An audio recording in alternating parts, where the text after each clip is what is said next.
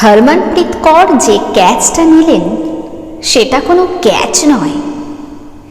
2000 বছরের গ্লানির টুটি মুঠোয় ভরে ডিপ কাভারের দিকে দৌড় দিলেন।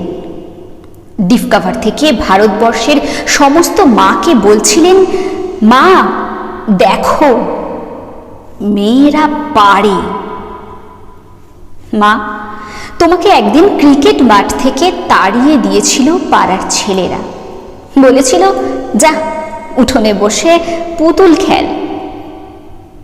মা, আমি সেই উঠোন থেকে উঠে এসেছি আর এক উঠোনে।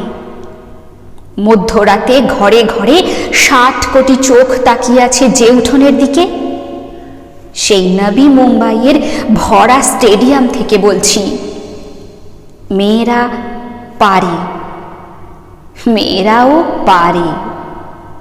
3 স্পিনার রাধা যাদব, দীপ্তি শর্মা, শ্রীচরণী, কই তাদের কানের দুল?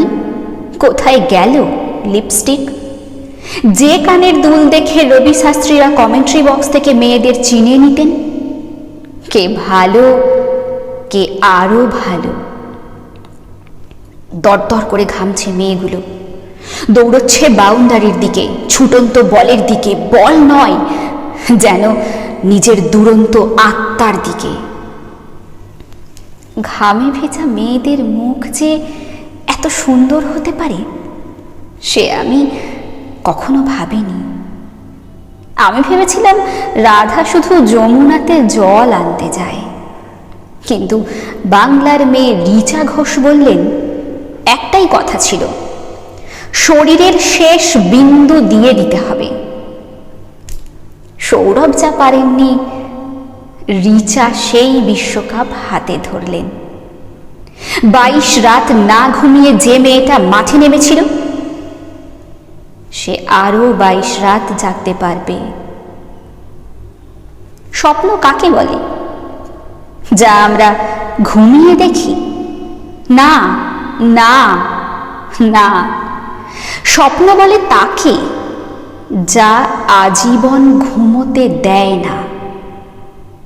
গত 50 বছরে যত ভ্রূণ হত্যা হয়েছে তারা আজ বলছে, আমাদের একটা মাঠ দাও, আমাদের একটা বল দাও, আমাদের একটা ব্যাট দাও, আমাদের মেরে ফেলো না, আমরাও পারি। ঘরে ঘরে, পাড়ায় পাড়ায়, রাস্তায় রাস্তায়, মেট্রো রেলে, এরোপ্লেনে, ভাবা অ্যাটমিকে, নাসায়, বুকার প্রাইজে, ক্ষেপণাস্ত্রে, প্রতিটি নক্ষত্র জয়ে, প্রতিটা কন্যা ভ্রূণ উঠে দাঁড়িয়ে বলছে। কি বলছে?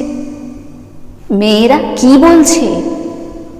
মেয়েরা বলছে, আমাদের একটা মাঠ দাও, আমাদের একটা বল দাও, আমাদের একটা ব্যাট দাও, আমরাও সারা ভারতবর্ষকে আনন্দে, নবীন আনন্দে কাঁদিয়ে দিতে পারি। আমরাও সারা ভারতবর্ষকে আনন্দে, নবীন আনন্দে কাঁদিয়ে দিতে পারি।